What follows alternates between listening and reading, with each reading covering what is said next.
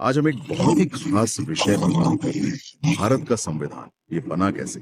तो कोशिश रहेगी कि कम समय में हम इस पूरी यात्रा के जरूरी पड़ाव, लोग और कुछ मजेदार चीजें समझ लें।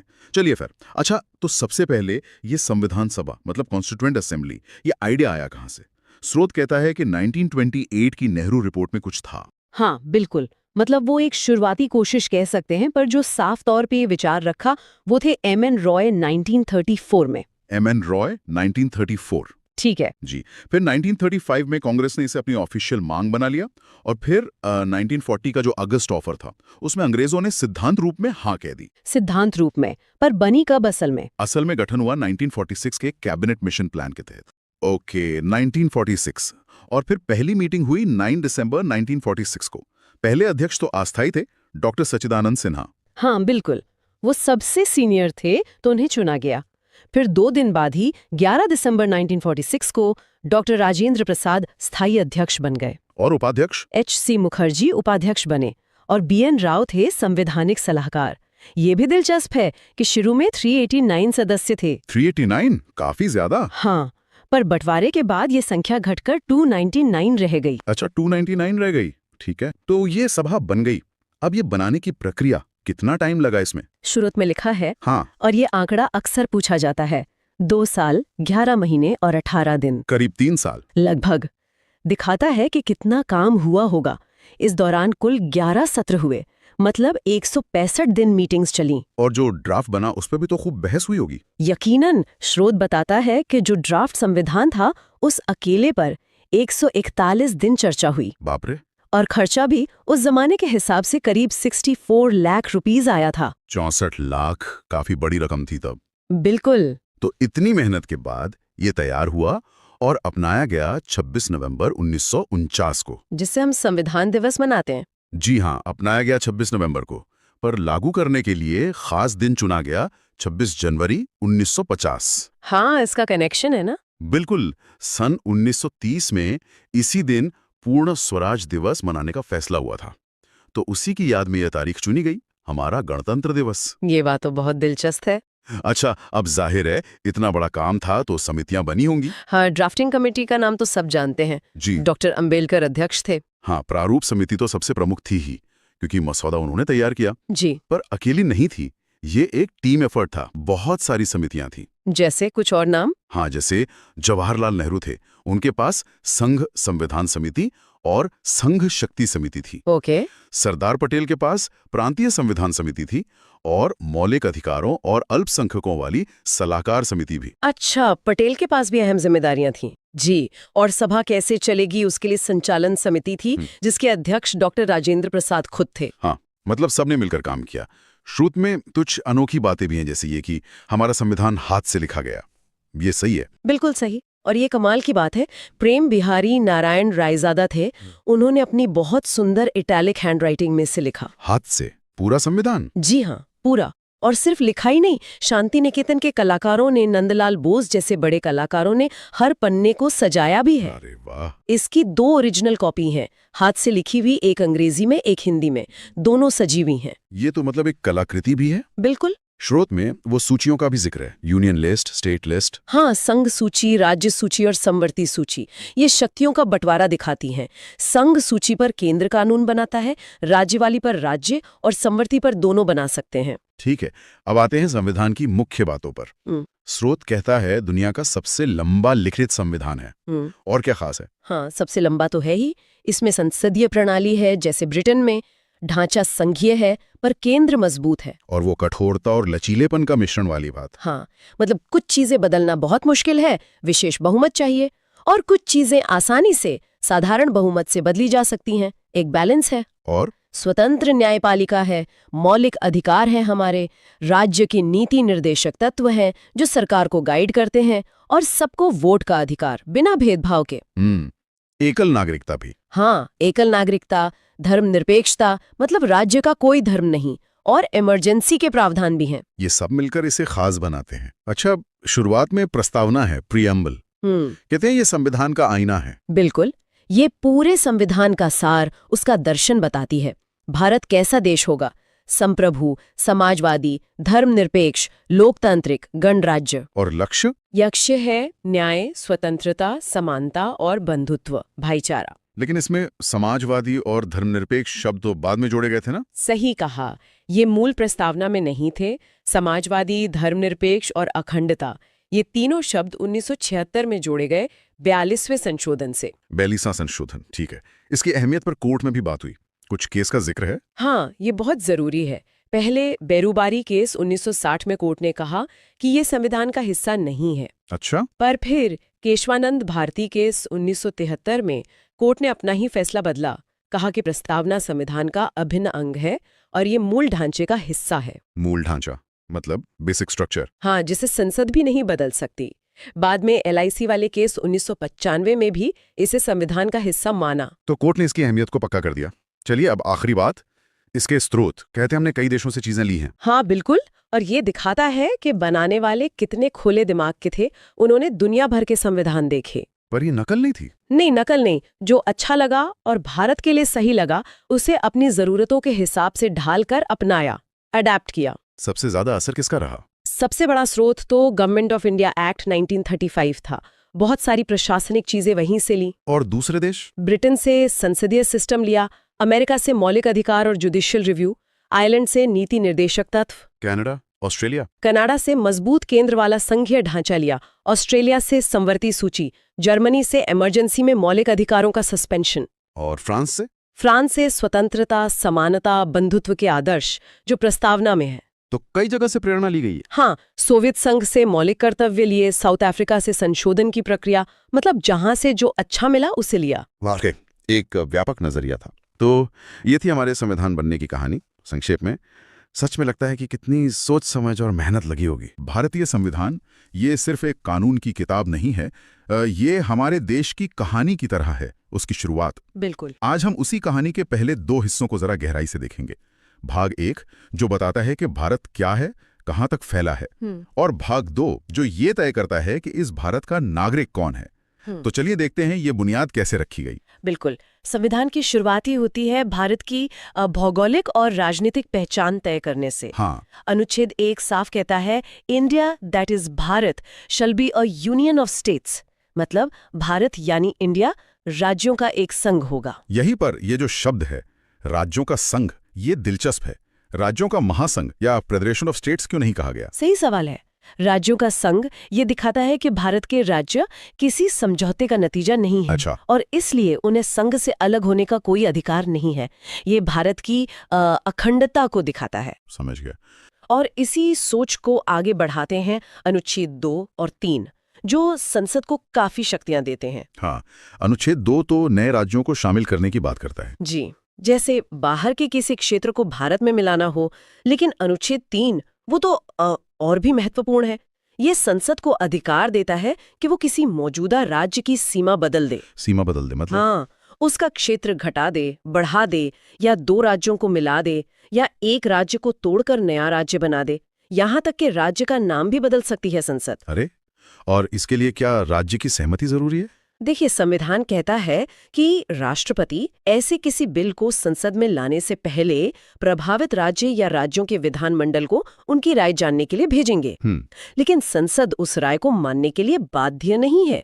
तो असल में ये शक्ति केंद्र के पास ही है। ये तो बहुत बड़ी शक्ति हुई। मतलब भारत का जो नक्शा है वो पत्थर की लकीर नहीं है, संसद कानून बनाकर उसे बदल सकती है। बिल्कुल, ये हमारे संघीय ढांचे के लचीलेपन को दिखाता है। और अनुच्छेद 4 ये साफ कर देता है कि अनुच्छेद 2 या 3 के तहत जो भी बदलाव होंगे उन्हें संविधान संशोधन नहीं माना जाएगा। अच्छा, यानी साधारण बहुमत से काम हो सकता है। जी हाँ।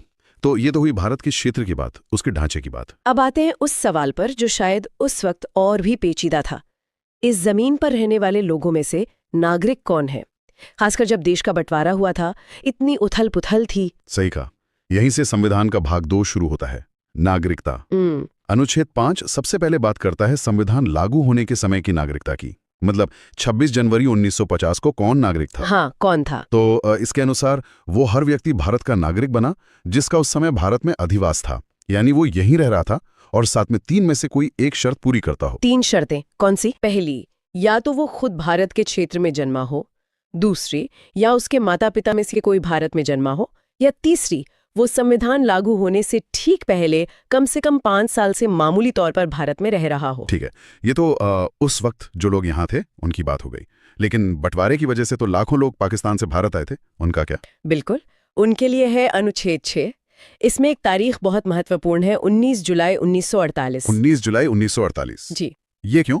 ये वो तारीख थी जब भारत और पाकिस्तान के बीच आने जाने के लिए परमिट सिस्टम लागू हुआ था। तो अनुच्छेद 6 कहता है कि जो लोग पाकिस्तान से भारत आए, उनमें से जो 19 जुलाई 1948 से पहले आ गए थे, उन्हें नागरिक मान लिया गया, अगर वो तब से सामान्य रूप से भारत में रह रहे थे। और जो उसके बाद आए?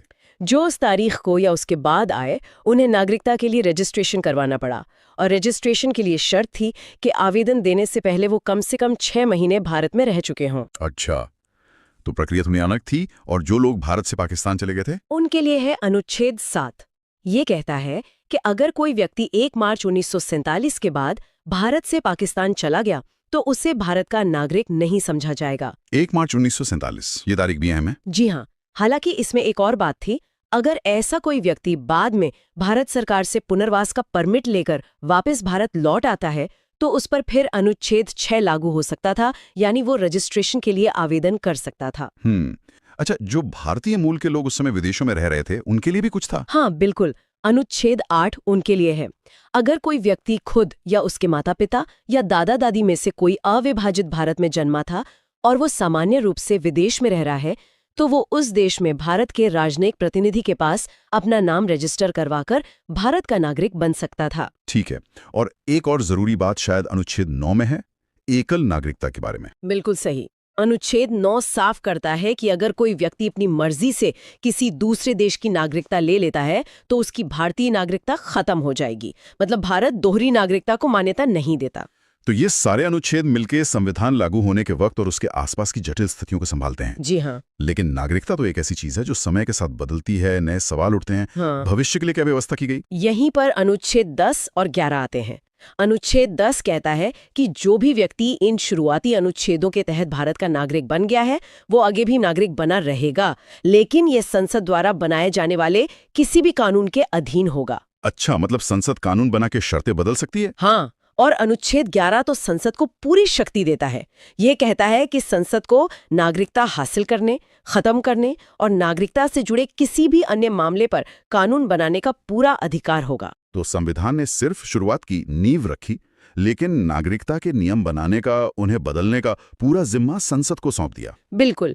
इसी अनुच्छेद 11 की शक्ति का इस्तेमाल करके संसद ने 1955 में नागरिकता अधिनियम यानी सिटीजनशिप एक्ट बनाया, और उसमें फिर समय समय पर बदलाव भी होते रहे हैं। हाँ। तो ये दिखाता है कि नागरिकता कोई स्थिर चीज नहीं है, बल्कि संसद कानूनों के जरिए इसे परिभाषित करती रही है। तो कुल मिलाकर संविधान के ये पहले 2 भाग, भाग 1 और भाग 2, ये मिलकर हमारे राष्ट्र की एक तरह से रूपरेखा खींचते हैं। हाँ। कहाँ तक हमारा देश है और कौन इस देश के सदस्य हैं, यानी नागरिक हैं, ये वाकई बुनियाद के पत्थर हैं। सही कहा।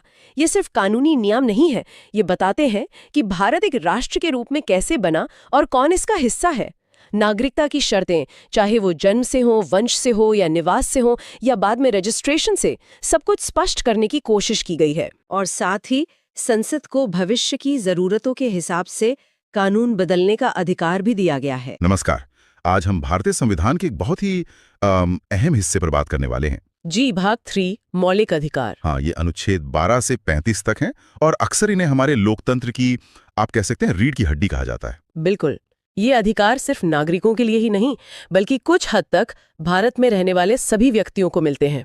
और सबसे खास बात शायद अनुच्छेद 32 है कि अगर इनका उल्लंघन हो तो सीधे सुप्रीम कोर्ट जा सकते हैं। जी हाँ, ये उन्हें सिर्फ कागजी अधिकार नहीं रहने देता, उन्हें लागू करवाने की ताकत देता है। तो चलिए समझते हैं इन अधिकारों को। शुरुआत करते हैं कि ये अधिकार आखिर हमें किसके विरुद्ध मिले हैं। अनुच्छेद 12 और 13। हाँ, तो अनुच्छेद 12 ये बताता है कि राज्य यानी स्टेट क्या है। अच्छा, तो कौन कौन आता है इस राज्य में? सिर्फ दिल्ली की सरकार और राज्यों की सरकारें? नहीं, उससे कई ज्यादा। इसमें केंद्र सरकार, संसद, राज्य सरकारें, राज्य विधानमंडल और सभी स्थानीय प्राधिकरण जैसे नगरपालिकाएं, पंचायतें और अन्य प्राधिकरण भी शामिल हैं जो भारत सरकार के नियंत्रण में हों, जैसे सरकारी कंपनियां या एजेंसियां। अच्छा, और अनुच्छेद 13 वो क्या करता है? अनुच्छेद 13 एक तरह का सुरक्षा कवच है। इन अधिकारों के लिए? सुरक्षा कवच कैसे? ये कहता है कि कोई भी कानून, चाहे वो संविधान बनने से पहले का हो या बाद में बनाया गया हो, अगर वो मौलिक अधिकारों से मेल नहीं खाता, मतलब उनका उल्लंघन करता है, हाँ, तो वो कानून उस हद तक शून्य माना जाएगा, मतलब लागू नहीं होगा। ये तो बहुत बड़ी बात है। मतलब मौलिक अधिकार सर्वोच्च हैं। जी, कानून के ऊपर। चलिए अब मुख्य श्रेणियों पर आते हैं। पहली है समानता का अधिकार, अनुच्छेद 14 से 18। हाँ। इसमें अनुच्छेद 14 सबसे बुनियादी है।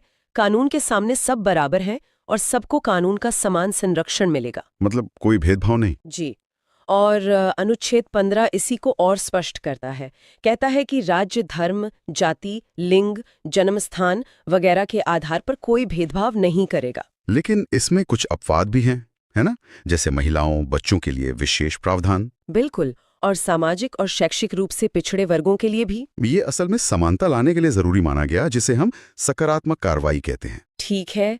फिर अनुच्छेद 16 सरकारी नौकरियों में अफसर की समानता। हाँ, यहाँ भी वही सिद्धांत है, पर आरक्षण के प्रावधान भी इसी के तहत आते हैं, ताकि सभी वर्गों का प्रतिनिधित्व हो सके। और अनुच्छेद 17, ये तो बहुत खास है, अस्पृश्यता का अंत। जी, छुआछूत का पूरी तरह से अंत। इसे अपराध घोषित किया गया है। ये एक निरपेक्ष अधिकार है, इस पर कोई उचित प्रतिबंध नहीं है। सही कहा। और 18वां, उपाधियों का अंत, टाइटल्स का। जी, सेना या शिक्षा से जुड़ी उपाधियों को छोड़कर राज्य कोई और उपाधि नहीं देगा, जैसे पहले राय बहादुर वगैरह होती थी। अच्छा, तो ये हुई समानता की बात। अब आते हैं स्वतंत्रता के अधिकार पर। अनुच्छेद 19 से 22। अनुच्छेद 19 तो बहुत ही चर्चित रहता है। हाँ, क्योंकि इसमें वो 6 बुनियादी स्वतंत्रताएं हैं जो लोकतंत्र के लिए जरूरी हैं। जैसे बोलने और अभिव्यक्ति की स्वतंत्रता, शांति से बिना हथियारों के इकट्ठा होने की स्वतंत्रता, संघ या संगठन बनाने की। जी, और भारत में कहीं भी आने जाने की, कहीं भी बस जाने की, और कोई भी पेशा या व्यापार करने की स्वतंत्रता। लेकिन इन पर कुछ प्रतिबंध भी लग सकते हैं। हाँ, ये असीमित नहीं है। राज्य इन पर उचित प्रतिबंध लगा सकता है। किस आधार पर? जैसे देश की सुरक्षा, अखंडता, सार्वजनिक व्यवस्था, नैतिकता, या फिर अदालत की अवमानना या मानहानि रोकने के लिए। मतलब संतुलन बनाने की कोशिश है। जी। फिर अनुच्छेद 20 है जो अपराधों के लिए दोष सिद्धि के संबंध में संरक्षण देता है। इसमें क्या आता है? 3 बातें हैं मोटी मोटी।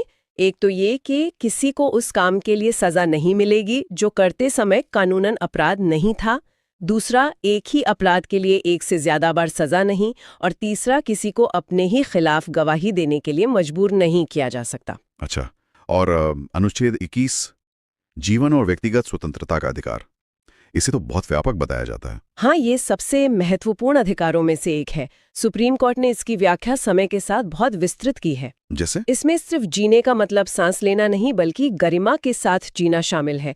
इसी में निजता का अधिकार, राइट टू प्राइवेसी, भी अब शामिल है। हाँ, वो तो बड़ा केस था। जी। इसके अलावा स्वच्छ पर्यावरण का अधिकार, स्वास्थ्य का अधिकार, ये सब इसी की व्याख्या से निकले हैं। और अनुच्छेद 22 गिरफ्तारी और हिरासत से कुछ सुरक्षा देता है, जैसे गिरफ्तारी का कारण जानने का हक, 24 घंटे में मजिस्ट्रेट के सामने पेशी का अधिकार। ठीक है, आगे बढ़ते हैं। शोषण के विरुद्ध अधिकार पर अनुच्छेद 23 और 24। अनुच्छेद 23 मानव तस्करी और जबरदस्त मजदूरी यानी बेगार पर रोक लगाता है। और 24? वो बाल श्रम पर रोक लगाता है। खासकर 14 साल से कम उम्र के बच्चों को खतरनाक कामों में लगाने पर पूरी तरह पाबंदी है। फिर आता है धर्म की स्वतंत्रता का अधिकार, अनुच्छेद 25 से 28। अनुच्छेद 25 हर व्यक्ति को अपने अंतःकरण की स्वतंत्रता देता है। मतलब वो किसी भी धर्म को मान सकता है, उसका आचरण कर सकता है और प्रचार भी कर सकता है। लेकिन इस पर भी सीमाएं हैं। हाँ, मतलब धर्म की आड़ में आप समाज में अव्यवस्था नहीं फैला सकते। सही बात है।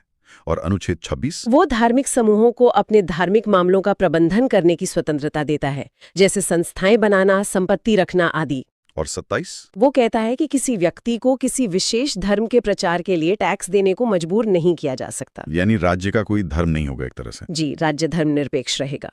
और अनुच्छेद 28 कुछ शिक्षण संस्थानों में धार्मिक शिक्षा या उपासना में उपस्थित होने से स्वतंत्रता देता है। हाँ। इसके बाद है सांस्कृतिक और शैक्षिक अधिकार, अनुच्छेद 29 और 30, खासकर अल्पसंख्यकों के लिए। हाँ, अनुच्छेद 29 कहता है कि भारत के किसी भी हिस्से में रहने वाले नागरिकों के किसी भी वर्ग को, जिनकी अपनी विशेष भाषा, लिपि या संस्कृति है उसे बनाए रखने का अधिकार होगा। और 30? अनुच्छेद 30 अल्पसंख्यकों को चाहे वो धर्म पर आधारित हो या भाषा पर अपनी पसंद के शिक्षण संस्थान स्थापित करने और चलाने का अधिकार देता है। ये भारत की विविधता को बनाए रखने के लिए बहुत जरूरी लगता है। बिल्कुल। और अब आते हैं उस अधिकार पर जो इन सबको असलियत में लागू करवाता है।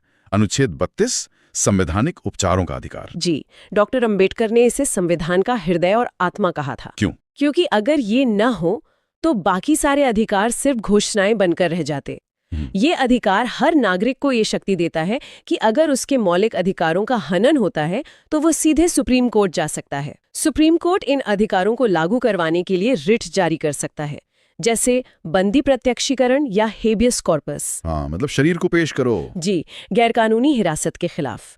फिर परमादेश, प्रतिषेध, उत्प्रेषण और अधिकार पृच्छा को वारंटो, ये अलग अलग स्थितियों में इस्तेमाल होते हैं। अच्छा, कुछ और बिंदु भी थे जैसे संपत्ति का अधिकार, अनुच्छेद 31, वो मौलिक अधिकार नहीं है? नहीं, 44th संशोधन 1978 से इसे मौलिक अधिकारों की सूची से हटा दिया गया। अब ये अनुच्छेद 301 के तहत सिर्फ एक कानूनी या संवैधानिक अधिकार है। और अनुच्छेद 33, 34, 35 ये क्या है संक्षेप में? अनुच्छेद 33 संसद को ये शक्ति देता है कि वो सशस्त्र बलों, अर्धसैनिक बलों, पुलिस या खुफिया एजेंसियों के सदस्यों के मौलिक अधिकारों को सीमित कर सके, अनुशासन बनाए रखने के लिए। ठीक है। अनुच्छेद 34 मार्शल लॉ यानी सैन्य शासन के दौरान मौलिक अधिकारों पर प्रतिबंध की बात करता है। और अनुच्छेद 35 संसद को कुछ विशेष मौलिक अधिकारों को प्रभावी बनाने के लिए कानून बनाने की शक्ति देता है। एक तरफ संविधान इतने मजबूत अधिकार देता है, लेकिन दूसरी तरफ अनुच्छेद 33, 34, 35 या आपातकाल जैसे प्रावधानों के जरिए उन पर रोक या संशोधन की गुंजाइश भी रखता है। हम बात कर रहे हैं संविधान के भाग IV की राज्य नीति के निदेशक सिद्धांत यानी directive principles of state policy. जी हाँ। हमारे पास जो जानकारी है वो अनुच्छेद 36 से 51 तक और कुछ बहुत ही अहम अदालती फैसलों पर है जिन्होंने मतलब इनके मायने तय किए हैं। तो चलिए, तो सबसे पहले भाग IV का असल मकसद क्या है? देखिए, ये सिद्धांत सरकार के लिए हैं एक तरह से नैतिक गाइडलाइंस। अच्छा। कि सामाजिक और आर्थिक लोकतंत्र कैसे स्थापित किया जाए। और अनुच्छेद 36 वो राज्य शब्द को परिभाषित करता है। हाँ, वही परिभाषा जो भाग 3 में मौलिक अधिकारों के लिए है। बिल्कुल वही। मतलब केंद्र सरकार, संसद, राज्य सरकारें, विधानमंडल और सारी लोकल अथॉरिटीज। हाँ, ताकि ये पता रहे कि ये निर्देश किसके लिए हैं। ठीक है। और यहीं पर अनुच्छेद 37 में एक बहुत दिलचस्प बात है। क्या है वो? ये साफ कहता है कि ये सिद्धांत कोर्ट द्वारा लागू नहीं करवाए जा सकते, मतलब ये नॉन जस्टिशिएबल हैं। अच्छा, तो कोई कोर्ट नहीं जा सकता इनको लागू करवाने? नहीं, सीधे सीधे नहीं। लेकिन अनुच्छेद 37 ये भी कहता है कि ये देश के शासन के लिए मौलिक हैं। मौलिक, फंडामेंटल। हाँ, फंडामेंटल इन गवर्नेंस। और कानून बनाते समय इन्हें लागू करना राज्य का कर्तव्य होगा। तो कानूनी दबाव नहीं, पर नैतिक और प्रशासनिक जिम्मेदारी बहुत बड़ी है। समझ गई। मतलब कानूनी तौर पर बाध्य नहीं, पर फिर भी बहुत महत्वपूर्ण। चलिए, कुछ मुख्य सिद्धांतों को देखते हैं। अनुच्छेद 38, कल्याण हो। और असमानता कम करने की बात भी है शायद इसमें। हाँ, आय, प्रतिष्ठा, सुविधाओं और अवसरों की असमानता कम करने का प्रयास। और अनुच्छेद 39, ये तो काफी बड़ा लगता है। हाँ, ये काफी व्यापक है। ये कुछ खास नीतियां बताता है, जैसे सभी नागरिकों को, स्त्री पुरुष सबको आजीविका के साधन मिलें। जो समाज के संसाधन हैं उनका बंटवारा ऐसा हो कि सबका भला हो। पैसा और उत्पादन के साधन कुछ ही हाथों में न सिमट जाएं। और वो समान काम समान वेतन वाली बात भी इसी में है। जी, पुरुषों और महिलाओं के लिए समान काम का समान वेतन, और श्रमिकों के स्वास्थ्य और बच्चों के बचपन का दुरुपयोग न हो। और फिर 39A भी है जो बाद में जोड़ा गया। हाँ, 42nd संशोधन से ये कहता है समान न्याय को बढ़ावा देना और गरीबों को मुफ्त कानूनी सहायता देना, ताकि कोई न्याय से वंचित न रहे। ये तो बहुत जरूरी है। बिल्कुल। इसके बाद अनुच्छेद 40 आता है, जो गांधीवादी सोच दिखाता है, ग्राम पंचायतों का संगठन। हाँ, स्वशासन की इकाइयां। जी।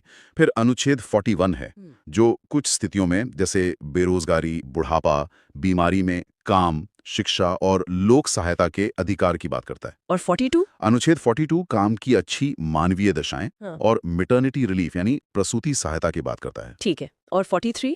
वो मजदूरी से जुड़ा है। हाँ, अनुच्छेद 43 कहता है कि कर्मकारों को कम से कम इतनी मजदूरी मिले कि वो ठीक से जी सकें, एक सभ्य जीवन स्तर हो और अवकाश भी मिले।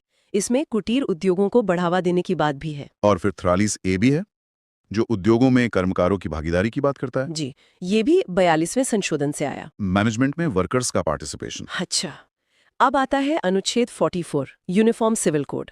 ये तो हमेशा चर्चा में रहता है। हाँ, ये राज्य से अपेक्षा करता है कि वो सभी नागरिकों के लिए एक समान नागरिक संहिता लाने का प्रयास करेगा। प्रयास करेगा। हाँ। ठीक है।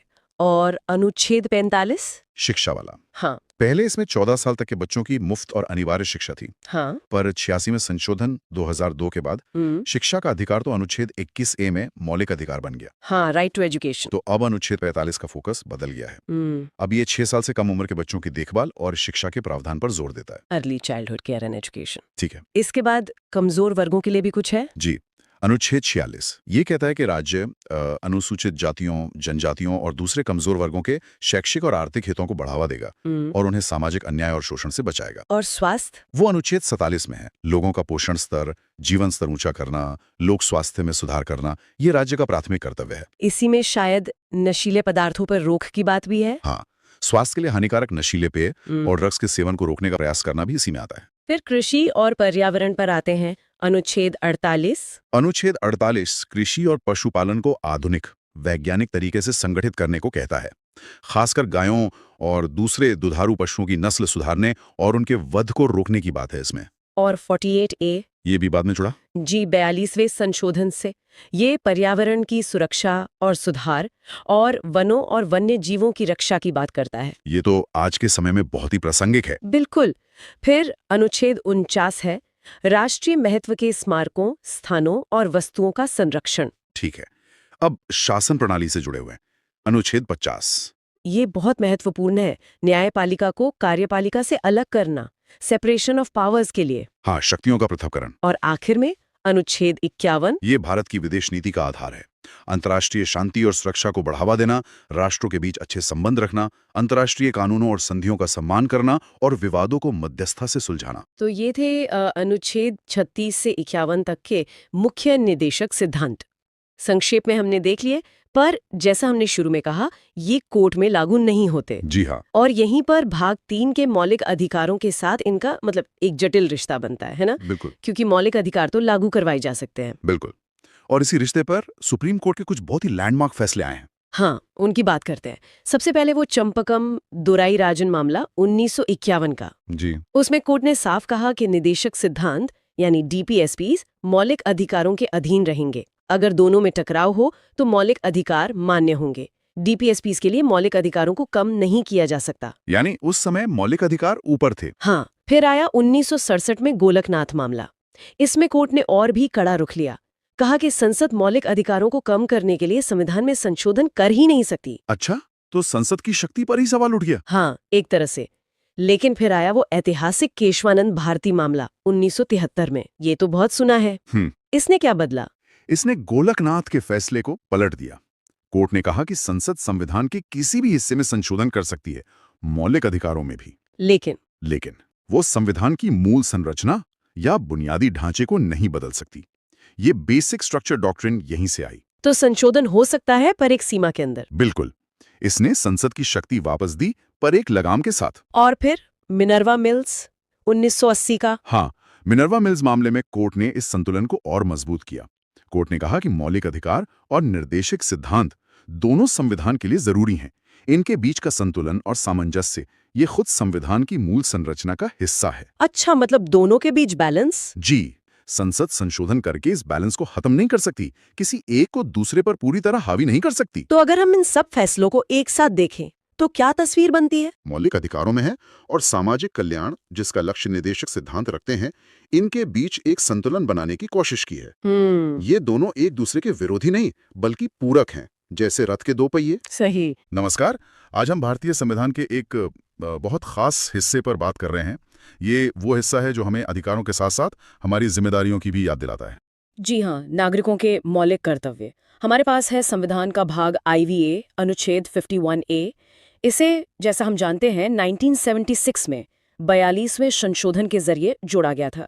इन कर्तव्यों को लाने का एक मकसद शायद ये भी था कि नागरिकों में एक अनुशासन और राष्ट्र के प्रति जो उनकी प्रतिबद्धता है, वो भावना जगाई जाए। बिल्कुल। तो कहाँ से शुरू करें? पहला है 51A।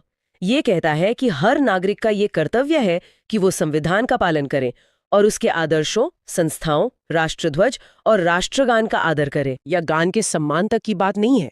संविधान का पालन मतलब कानून का राज मानना, जो हमारा कॉन्स्टिट्यूशनल प्रोसेस है उसमें यकीन रखना। और इसी से जुड़ा हुआ है दूसरा कर्तव्य 51A(b), स्वतंत्रता के लिए हमारे राष्ट्रीय आंदोलन को प्रेरित करने वाले जो उच्च आदर्श थे उनको अपने दिल में संजोए रखना और उनका पालन करना। अच्छा, यानी सिर्फ आजादी का दिन मना लेना काफी नहीं है, बल्कि वो जो वैल्यूज थीं जिनके लिए लड़ाई हुई, जैसे लोकतंत्र, बराबरी, भाईचारा, उनको समझना और अपनी जिंदगी में उतारना भी जरूरी है। बिल्कुल। और फिर आता है तीसरा कर्तव्य 51A(c), भारत की प्रभुता, एकता और अखंडता की रक्षा करना और उसे अक्षुण्ण रखना, मतलब उसे बनाए रखना। तो ये पहला ग्रुप हो गया राष्ट्र के प्रति हमारी बेसिक जिम्मेदारियां। दूसरे ग्रुप में हम उन कर्तव्यों को रख सकते हैं जो राष्ट्रीय सेवा और सामाजिक भाईचारे पर, सद्भाव पर जोर देते हैं। पहले 51A(d) को देखें।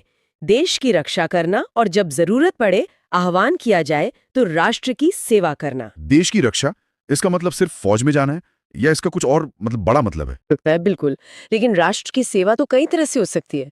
अपने आस पड़ोस में, अपनी कम्युनिटी में योगदान देना, किसी आपदा के समय मदद करना, देश की तरक्की में अपना जो भी छोटा बड़ा हिस्सा है वो डालना, ये एक एक्टिव सिटीजनशिप की बात करता है। और ये एक्टिव होना सिर्फ बाहरी खतरों के लिए नहीं है, बल्कि देश के अंदर भी सद्भाव बनाने के लिए जरूरी है। 51E ये कहता है भारत के सभी लोगों में समरसता और समान भ्रातृत्व यानी भाईचारे की भावना का निर्माण करना, जो धर्म, भाषा, प्रदेश या वर्ग, इन सब पर आधारित भेदभाव से परे हो, और ऐसी प्रथाओं को छोड़ना जो स्त्रियों के सम्मान के खिलाफ हैं। अनेकता में एकता सिर्फ एक नारा नहीं है, इसके लिए कोशिश करनी पड़ती है। और इसमें जो सबसे महत्वपूर्ण हिस्सा है वो है स्त्रियों के सम्मान के विरुद्ध प्रथाओं का त्याग। ये दिखाता है कि हमारे संविधान बनाने वाले वो सामाजिक सुधार को भी नागरिक कर्तव्य का एक अहम हिस्सा मानते थे। ये सिर्फ पर्सनल मामला नहीं है, ये हमारी कलेक्टिव जिम्मेदारी है। 51AF हमारी सामाजिक संस्कृति की गौरवशाली परंपरा का महत्व समझना और उसका परिरक्षण करना।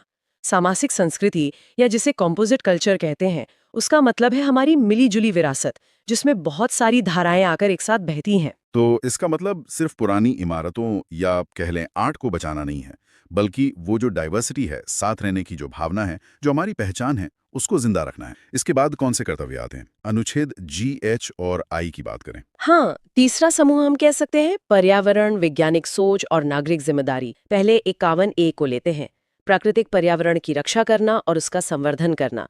इसमें वन, झील, नदी और वन्यजीव सब शामिल हैं, और प्राणी मात्र के प्रति दया भाव रखना। और ये सिर्फ सरकार का काम नहीं है, ये हर नागरिक का कर्तव्य बताया गया है। इसमें सिर्फ रक्षा नहीं, सुधार की भी बात है। और साथ में सिर्फ पेड़ पौधे या जानवर नहीं, बल्कि हर जीवित प्राणी के प्रति दया का भाव रखना। ये हमारे और प्रकृति के बीच के रिश्ते को एक तरह से नैतिक आधार देता है। और इसी प्रगतिशील सोच को आगे बढ़ाता है अगला कर्तव्य 51A। हाँ, वैज्ञानिक दृष्टिकोण, मानववाद और ज्ञानार्जन तथा सुधार की भावना का विकास करना। ये वैज्ञानिक दृष्टिकोण और मानववाद, ये शब्द सुनने में थोड़े भारी लग सकते हैं। इनका यहाँ क्या मतलब समझा जाए? वैज्ञानिक दृष्टिकोण का मतलब सिर्फ साइंस पढ़ना नहीं है। इसका मतलब है तर्क से सोचना, चीजों पर सवाल उठाना, सबूतों के आधार पर अपनी राय बनाना, अंधविश्वासों से दूर रहना। ये एक तरह से जागरूक और समझदार नागरिक बनने की प्रक्रिया है। मानववाद का अर्थ है इंसान की गरिमा, उसकी वैल्यूज को सबसे ऊपर रखना, समस्याओं को इंसानी नजरिए से देखना और हल करना। और ज्ञानार्जन तथा सुधार की भावना का मतलब है लगातार सीखते रहना और खुद को, समाज को बेहतर बनाने की कोशिश करते रहना। ये तीनों मिलकर एक लॉजिकल, ह्यूमेन और प्रोग्रेसिव समाज बनाते हैं। और इसी नागरिक समझ से जुड़ा है अगला कर्तव्य 51AI, सार्वजनिक संपत्ति को सुरक्षित रखना और हिंसा से दूर रहना। ये बहुत सीधा और स्पष्ट कर्तव्य है। सरकारी संपत्ति को नुकसान पहुंचाना, चाहे वो बस हो या कोई ऐतिहासिक इमारत या फिर किसी भी तरह की हिंसा का रास्ता अपनाना, ये सब इस कर्तव्य के खिलाफ है। ये एक सभ्य समाज के चलने के लिए आप कह सकते हैं मिनिमम रिक्वायरमेंट है। अब आखिर में 2 कर्तव्य बचते हैं, J और K। इन्हें हम एक चौथा समूह मान सकते हैं, व्यक्तिगत और सामूहिक उत्कृष्टता और शिक्षा। ये भविष्य की ओर देखने वाले कर्तव्य हैं। कर्तव्य 51A कहता है व्यक्तिगत और सामूहिक गतिविधियों के सभी क्षेत्रों में उत्कर्ष की ओर बढ़ने का सतत प्रयास करना। जिससे राष्ट्र निरंतर बढ़ते हुए प्रयत्न और उपलब्धि की नई ऊंचाइयों को छू ले। उत्कर्ष की ओर बढ़ने का प्रयास, इसका मतलब क्या है? मतलब हर किसी को नोबेल प्राइज जीतना है या क्या? नहीं नहीं, ऐसा बिल्कुल नहीं। उत्कर्ष या एक्सीलेंस का सीधा सा मतलब है कि आप जो भी काम कर रहे हैं, चाहे अकेले या किसी टीम में, उसे अपनी पूरी क्षमता से सबसे अच्छे तरीके से करने की कोशिश करना। ये एक किसान पर भी लागू होता है, एक टीचर पर भी, एक कलाकार, एक वैज्ञानिक, एक खिलाड़ी, हर किसी पर। जब हर कोई अपना बेस्ट देने की कोशिश करेगा तो जाहिर है देश अपने आप आगे बढ़ेगा।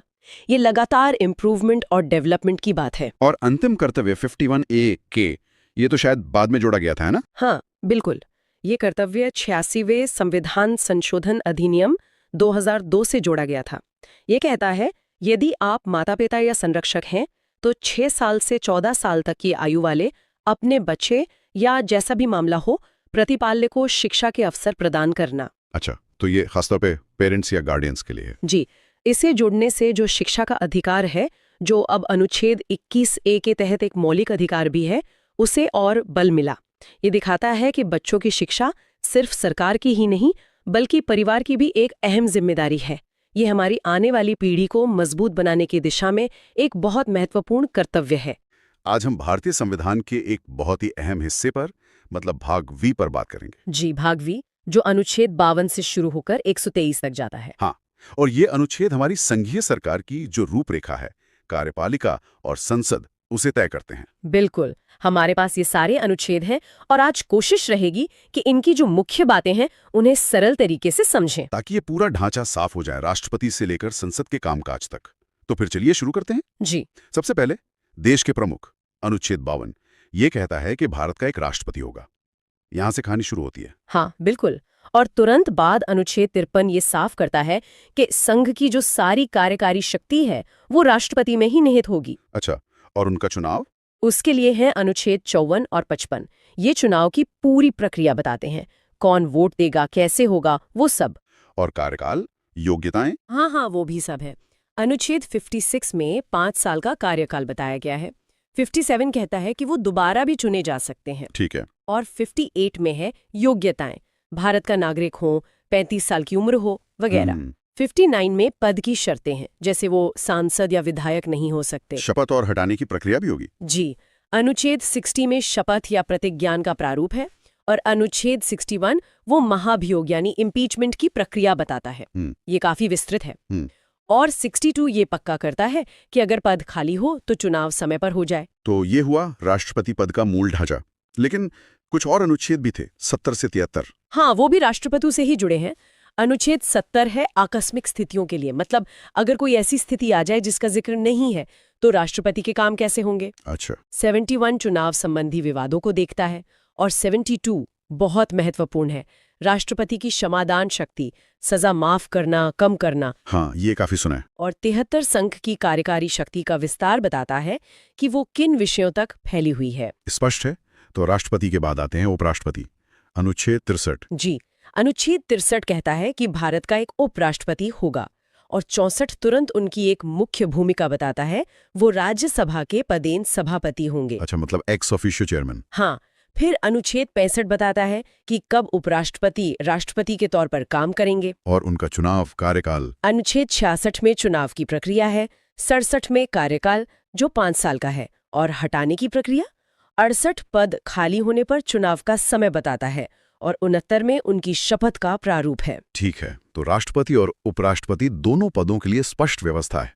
अब असल सरकार पर आते हैं जो काम करती है, मंत्रिपरिषद, अनुच्छेद 74। हाँ, ये संसदीय प्रणाली का आधार है। अनुच्छेद 74 कहता है कि राष्ट्रपति को सलाह और सहायता देने के लिए एक मंत्रिपरिषद होगी, जिसके मुखिया प्रधानमंत्री होंगे। और राष्ट्रपति इनकी सलाह मानेंगे। हाँ, 74 ये भी कहता है कि राष्ट्रपति मंत्रिपरिषद की सलाह के अनुसार ही काम करेंगे। फिर 75 नियुक्तियों की बात करता है, मतलब प्रधानमंत्री की नियुक्ति। हाँ, प्रधानमंत्री की नियुक्ति राष्ट्रपति करेंगे, और बाकी मंत्रियों की नियुक्ति प्रधानमंत्री की सलाह पर राष्ट्रपति करेंगे। इसी में मंत्रियों का कार्यकाल, जिम्मेदारी, शपथ सब है। और सबसे जरूरी बात, मंत्रिपरिषद सामूहिक रूप से लोकसभा के प्रति उत्तरदायी होगी। और सरकार का कानूनी सलाहकार? उसके लिए है अनुच्छेद 76, भारत के महान्यायवादी यानी अटॉर्नी जनरल।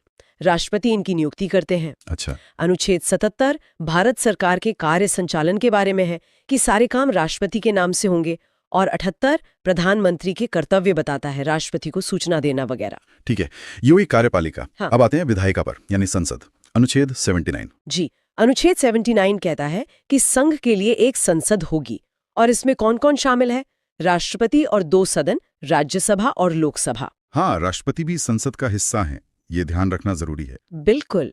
अनुच्छेद 80 राज्यसभा की संरचना बताता है, राज्यों के प्रतिनिधि, मनोनीत सदस्य, और 81 लोकसभा की संरचना, जिसमें सदस्य सीधे जनता चुनती है। प्रतिनिधित्व बना रहे, इसके लिए भी कुछ होगा। हाँ, अनुच्छेद 82 हर जनगणना के बाद सीटों का और निर्वाचन क्षेत्रों का पुनः समायोजन। अनुच्छेद 83 सदनों की अवधि बताता है। राज्यसभा तो स्थायी सदन है। जी हाँ, वो कभी भंग नहीं होती, सदस्य बदलते रहते हैं। लोकसभा का कार्यकाल सामान्यतः 5 साल होता है, या अगर पहले भंग हो जाए तो। सदस्य बनने के लिए क्या चाहिए? अनुच्छेद 84। हाँ, 84 में योग्यताएं हैं, नागरिकता, उम्र, राज्यसभा 30, लोकसभा 25 और बाकी जो संसद तय करे। 85 राष्ट्रपति को अधिकार देता है सत्र बुलाने का, सत्रावसान करने का और लोकसभा भंग करने का। और 2 सत्रों के बीच 6 महीने से ज्यादा का गैप नहीं होना चाहिए। सही।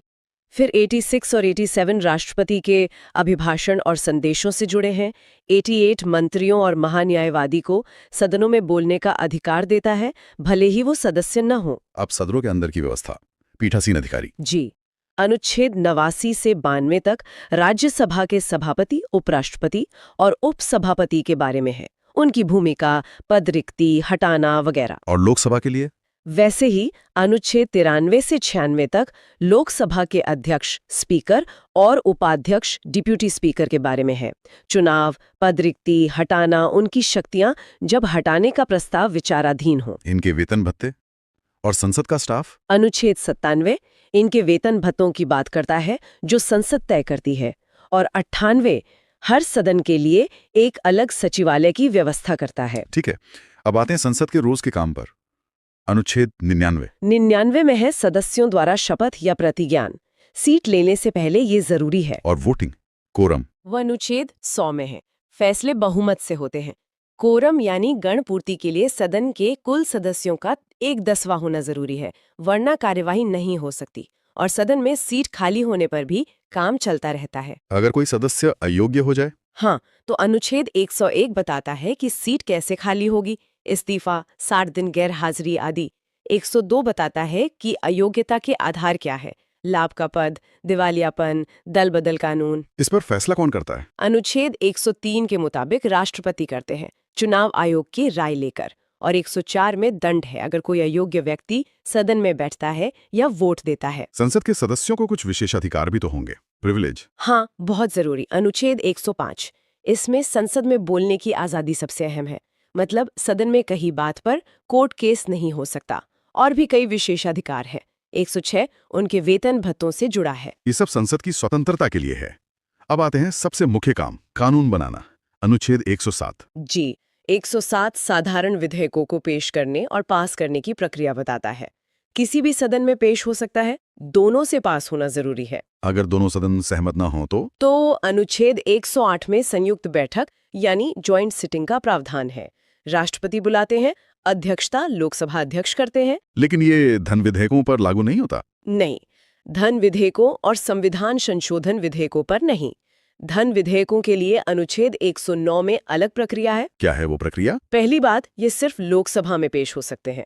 राज्यसभा इसे 14 दिन तक रोक सकती है, सुझाव दे सकती है, पर खारिज नहीं कर सकती। और कौन तय करेगा कि ये धन विधेयक है? अनुच्छेद 110 इसे परिभाषित करता है, टैक्स, उधार, संचित निधि से जुड़े मामले, और अंतिम फैसला लोकसभा अध्यक्ष का होता है। दोनों सदनों से पास होने के बाद? अनुच्छेद 111 राष्ट्रपति की सहमति, वो हाँ कह सकते हैं, रोक सकते हैं या पुनर्विचार के लिए भेज सकते हैं, धन विधेयक को छोड़कर। दोबारा पास होने पर सहमति देनी पड़ती है। ठीक है, अब आते हैं वित्तीय मामलों पर। बजट। हाँ, अनुच्छेद 112 वार्षिक वित्तीय विवरण या बजट, राष्ट्रपति इसे हर साल संसद में रखवाते हैं। फिर क्या होता है? अनुच्छेद 113 में अनुदान मांगों पर प्रक्रिया है, लोकसभा वोट करती है, राज्यसभा चर्चा करती है। फिर अनुच्छेद 114 विनियोग विधेयक, इसे पास किए बिना सरकार पैसा नहीं निकाल सकती। और अगर साल के बीच में और पैसा चाहिए? उसके लिए 115 में अनुपूरक अनुदान वगैरह हैं और 116 में कुछ खास अनुदान हैं, लेखानुदान, वोट ऑन अकाउंट, प्रत्यानुदान, वोट ऑफ क्रेडिट। और वित्त विधेयक? वो अनुच्छेद 117 में है। ये धन विधेयक से थोड़े अलग हैं, पर इनमें भी वित्तीय मामले होते हैं। इनके लिए भी कुछ विशेष नियम हैं। अब कुछ आखिरी अनुच्छेद 118 से 123। जी, 118 सदनों को अपने नियम बनाने की शक्ति देता है। 119 वित्तीय कार्य की प्रक्रिया के बारे में है। 120 संसद में इस्तेमाल होने वाली भाषा हिंदी या अंग्रेजी तय करता है। क्या संसद जजों के आचरण पर चर्चा कर सकती है? नहीं, अनुच्छेद 121 इस पर रोक लगाता है, सिवाय महाभियोग के। ये न्यायपालिका की स्वतंत्रता के लिए है। और वैसे ही 122 अदालतों को संसद की कार्यवाही की जांच करने से रोकता है। और सबसे आखिरी में अनुच्छेद 123 अध्यादेश? हाँ, ये राष्ट्रपति की एक खास विधायी शक्ति है। जब संसद सत्र में न हो और तुरंत कानून की जरूरत हो तो राष्ट्रपति अध्यादेश जारी कर सकते हैं। इनका असर कानून जैसा ही होता है। हाँ बिल्कुल, लेकिन ये अस्थायी होते हैं। संसद सत्र शुरू होने के 6 हफ्ते के अंदर इन्हें पास कराना होता है, वरना ये खत्म हो जाते हैं। राष्ट्रपति इन्हें वापस भी ले सकते हैं। वाह, तो ये थी अनुच्छेद 52 से 123 तक की हमारी यात्रा। अनुच्छेद 152 से 213 तक कोशिश रहेगी कि राज्य की कार्यपालिका और विधानमंडल की जो मोटी मोटी बातें हैं उन्हें फटाफट समझ लें। मतलब कौन से पद हैं, क्या काम है, राज्य स्तर पर शासन चलता कैसे। तो चलिए शुरू करते हैं। सबसे पहले तो देखिए, अनुच्छेद 152 है, ये बस इस भाग के लिए राज्य शब्द को परिभाषित करता है। फिर हम आते हैं सीधे राज्य कार्यपालिका पर। अनुच्छेद 153 कहता है कि हर राज्य का एक राज्यपाल होगा। जी हाँ, और अनुच्छेद 154 ये कहता है कि राज्य की सारी कार्यकारी शक्ति, मतलब फॉर्मल पावर, वो राज्यपाल में निहित होगी। ठीक है, और इनकी नियुक्ति वो तो राष्ट्रपति करते हैं, है ना? अनुच्छेद 155? बिल्कुल, राष्ट्रपति नियुक्ति करते हैं और कार्यकाल वैसे तो अनुच्छेद 156 के हिसाब से 5 साल का होता है, पर असल में वो राष्ट्रपति के प्रसाद पर्यंत पद धारण करते हैं। मतलब उन्हें पहले भी हटाया जा सकता है। अच्छा। और योग्यता अनुच्छेद 157 में, हाँ, सीधी सी है, भारत का नागरिक हो और 35 साल की उम्र पूरी कर चुका हो। पद की शर्तें अनुच्छेद 158 और शपथ अनुच्छेद 159 का भी जिक्र है। और हाँ, उनकी एक महत्वपूर्ण शक्ति है क्षमादान की, अनुच्छेद 161। जी, लेकिन यहाँ एक दिलचस्प बात समझने वाली है। राज्यपाल की नियुक्ति क्योंकि राष्ट्रपति करते हैं, तो वो एक तरह से केंद्र के प्रतिनिधि भी होते हैं राज्य में। और अनुच्छेद 163 कहता है कि राज्यपाल को सलाह देने के लिए एक मंत्री परिषद होगी, जिसका मुखिया मुख्यमंत्री होगा। तो ज्यादातर काम तो इसी सलाह पर होते हैं। यानी असल शक्ति मुख्यमंत्री और मंत्री परिषद के पास। हाँ बिल्कुल, संसदीय प्रणाली में यही होता है। राज्यपाल संवैधानिक प्रमुख है, लेकिन वास्तविक कार्यकारी शक्तियां चुनी हुई सरकार के पास होती हैं। तो अनुच्छेद 164 मुख्यमंत्री और बाकी मंत्रियों की नियुक्ति से जुड़ा है। राज्यपाल मुख्यमंत्री को नियुक्त करते हैं और फिर उनकी सलाह पर बाकी मंत्रियों को। जी, और ये मंत्री सामूहिक रूप से विधानसभा के प्रति उत्तरदायी होते हैं। अच्छा, और मुख्यमंत्री का एक कर्तव्य भी है, अनुच्छेद 167 में, राज्यपाल को जानकारी देने वाला। हाँ, प्रशासन और विधान के प्रस्तावों से संबंधित जानकारी राज्यपाल को देना मुख्यमंत्री का कर्तव्य है। और एक और पद है कार्यपालिका में, महाधिवक्ता, एडवोकेट जनरल, अनुच्छेद 165। जी, ये राज्य सरकार के मुख्य कानूनी सलाहकार होते हैं। इनकी नियुक्ति भी राज्यपाल करते हैं। और अनुच्छेद 166 कहता है कि राज्य सरकार के सभी कार्य राज्यपाल के नाम से किए हुए माने जाते हैं। ठीक है, तो ये हुई कार्यपालिका की बात। अब आते हैं विधानमंडल पर, मतलब कानून बनाने वाली संस्था। जी, अनुच्छेद 168 कहता है कि हर राज्य में एक विधानमंडल होगा। इसमें राज्यपाल होंगे और सदन होंगे। कुछ राज्यों में 2, विधान परिषद और विधानसभा, और बाकियों में सिर्फ 1, यानी विधानसभा। हाँ, और ये विधान परिषद बनाना या खत्म करना ये राज्यों के हाथ में है। अनुच्छेद 169 इसकी प्रक्रिया बताता है। विधानसभा को विशेष बहुमत से प्रस्ताव पास करना होता है। विधानसभा यानी लेजिस्लेटिव असेंबली, इसमें तो सीधे जनता चुनकर भेजती है सदस्यों को, अनुच्छेद 170। जी, जबकि विधान परिषद, लेजिस्लेटिव काउंसिल, अनुच्छेद 171, उसमें सदस्य अलग अलग तरीकों से आते हैं। कुछ अप्रत्यक्ष चुनाव से, जैसे टीचर्स, ग्रेजुएट्स, लोकल बॉडीज चुनते हैं, और कुछ को राज्यपाल नॉमिनेट करते हैं। सभी राज्यों में क्यों नहीं है ये परिषद? देखिए, ये हमेशा से बहस का विषय रहा है। कुछ मानते हैं कि ये गैर जरूरी है, खर्चीला है। कुछ मानते हैं कि ये विशेषज्ञों को मौका देता है और जल्दबाजी में बने कानूनों पर रोक लगाता है। संविधान ने ये राज्यों पर छोड़ दिए। विधानसभा का कार्यकाल 5 साल, अनुच्छेद 172। लेकिन विधान परिषद? वो एक स्थायी सदन है, भंग नहीं होती, सदस्य बदलते रहते हैं। और योग्यता की बात करें, अनुच्छेद 173, तो विधानसभा के लिए 25 साल और परिषद के लिए 30 साल उम्र चाहिए। नागरिकता तो है ही। ठीक है। अब विधानमंडल का सत्र बुलाना, खत्म करना या विधानसभा भंग करना ये राज्यपाल करते हैं। अनुच्छेद 174। जी हाँ, ये राज्यपाल की शक्तियां हैं। वो सदनों को संबोधित भी कर सकते हैं। अनुच्छेद 175, 176। और मंत्री और महाधिवक्ता वो कार्यवाही में हिस्सा ले सकते हैं। अनुच्छेद 177। हाँ, बोल सकते हैं, हिस्सा ले सकते हैं, पर वोट वहीं करेंगे जिस सदन के सदस्य हों। अच्छा, अब सदनों के अधिकारी, विधानसभा में स्पीकर, डिप्टी स्पीकर, अनुच्छेद 178, 181। और विधान परिषद में सभापति, उपसभापति, अनुच्छेद 182, 185। ये सदन की कार्यवाही चलाते हैं। सदस्य शपथ लेते हैं, अनुच्छेद 188, और फैसले बहुमत से होते हैं, अनुच्छेद 189। अगर पद खाली भी हो तब भी सदन काम कर सकता है। जी। और सदस्यों की अयोग्यता के नियम भी हैं, अनुच्छेद 191। और सीटें कैसे खाली होती हैं वो अनुच्छेद 190 में है। अब आते हैं शक्तियों और प्रक्रिया पर। अनुच्छेद 194 में सदस्यों और सदनों के विशेषाधिकार हैं। हाँ, जैसे सदन में कुछ कहा तो उस पर कोर्ट केस नहीं हो सकता। और बिल पास करने की प्रक्रिया, अनुच्छेद 196। साधारण बिल तो किसी भी सदन में आ सकता है। जी, दोनों सदनों से अगर हैं तो पास होकर राज्यपाल की सहमति चाहिए। राइट। लेकिन धन विधेयक, मनी बिल्स के लिए प्रक्रिया अलग है। हाँ, ये धन विधेयक क्या है, अनुच्छेद 199 में परिभाषा है, और प्रक्रिया अनुच्छेद 198 में। बिल्कुल। धन विधेयक मतलब जो टैक्स, उधार या राज्य की संचित निधि से पैसे निकालने से जुड़े हों। ये सिर्फ और सिर्फ विधानसभा में ही पेश हो सकते हैं। सिर्फ विधानसभा में। अच्छा। हाँ, विधान परिषद इसमें सिर्फ 14 दिन की देरी कर सकती है या सुझाव दे सकती है। विधानसभा वो सुझाव माने या ना माने, बिल पास माना जाएगा, क्योंकि पैसे का मामला सीधे जनता के चुने हुए प्रतिनिधियों के हाथ में होना चाहिए। तो विधान परिषद की शक्तियां काफी सीमित हैं। धन विधेयक के मामले में तो बिल्कुल ही, और साधारण बिल पर भी वे ज्यादा से ज्यादा 4 महीने रोक सकती हैं, अनुच्छेद 197। जी, सही कहा। जब बिल पास हो जाए तो राज्यपाल के पास जाता है सहमति के लिए, अनुच्छेद 200। वो क्या क्या कर सकते हैं? सहमति दे सकते हैं, रोक सकते हैं या पुनर्विचार के लिए लौटा सकते हैं, धन विधेयक को छोड़कर। अगर सदन दोबारा पास कर दे तो सहमति देनी पड़ती है। और एक विकल्प और है, राष्ट्रपति के विचार के लिए आरक्षित रखना, अनुच्छेद 201। हाँ, ये खास मामलों में होता है, जैसे अगर बिल हाईकोर्ट की शक्तियों पर असर डाल रहा हो। ये फिर से केंद्र राज्य संबंधों और राज्यपाल की भूमिका को दिखाता है। बिल्कुल। अब जल्दी से वित्तीय मामले देखते हैं। बजट यानी वार्षिक वित्तीय विवरण, अनुच्छेद 202। जी। और पैसा निकालने के लिए विनियोग विधेयक, अप्रोप्रिएशन बिल पास कराना जरूरी है, अनुच्छेद 204 के तहत। सदन अपनी प्रक्रिया के नियम खुद बना सकते हैं, अनुच्छेद 208। भाषा, अनुच्छेद 210।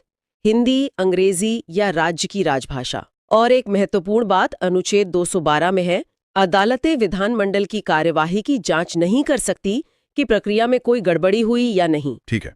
और अंत में अनुच्छेद 213, ये राज्यपाल के अध्यादेश जारी करने की शक्ति है। जी, ये तब होता है जब विधानमंडल का सत्र न चल रहा हो और तुरंत कानून की जरूरत हो। ये एक अस्थायी कानून जैसा होता है। लेकिन इसे बाद में विधानमंडल से पास कराना जरूरी है। हाँ, सत्र शुरू होने के 6 हफ्तों के अंदर पास कराना होता है, वरना वो खत्म हो जाता है। ये कार्यपालिका को मिली एक अस्थायी विधायी शक्ति है। तो ये था एक बहुत ही संक्षिप्त दौरा संविधान के भाग 6 अनुच्छेद 152 से 213 तक। नमस्कार।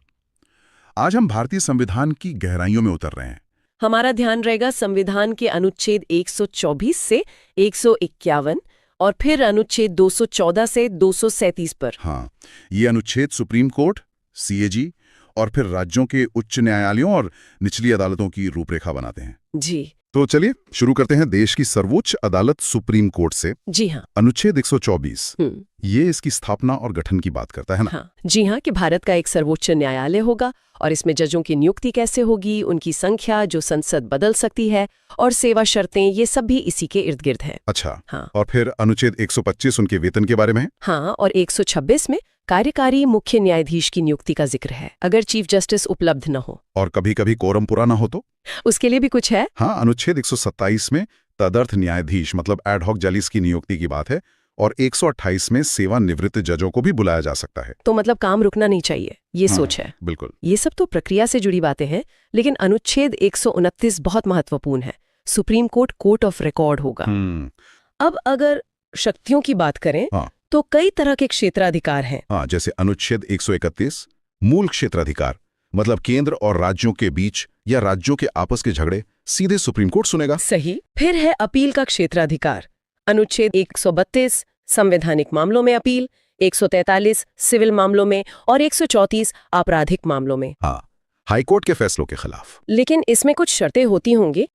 और एक और चीज जो बहुत सुनने में आती है, अनुच्छेद 136 स्पेशल लीव पिटिशन SLP। हाँ, SLP ये सुप्रीम कोर्ट को बहुत बड़ी मतलब विवेकाधीन शक्ति देता है। वो भारत की किसी भी अदालत या ट्रिब्यूनल के किसी भी फैसले या आदेश के खिलाफ अपील की इजाजत दे सकता है। मतलब न्याय के लिए एक खास रास्ता। जी, और भी शक्तियां हैं। अनुच्छेद 137 के तहत अपने ही फैसलों को दोबारा देखना, रिव्यू करना। और अनुच्छेद 143 राष्ट्रपति को सलाह देना। हाँ, सलाहकार क्षेत्राधिकार। जब राष्ट्रपति को लगे कि कानून या तथ्य का कोई ऐसा सवाल है जो सार्वजनिक महत्व का है, तो वो सुप्रीम कोर्ट की राय मांग सकते हैं। और एक अनुच्छेद 142 भी है जो पूर्ण न्याय की बात करता है। हाँ, ये बहुत खास है।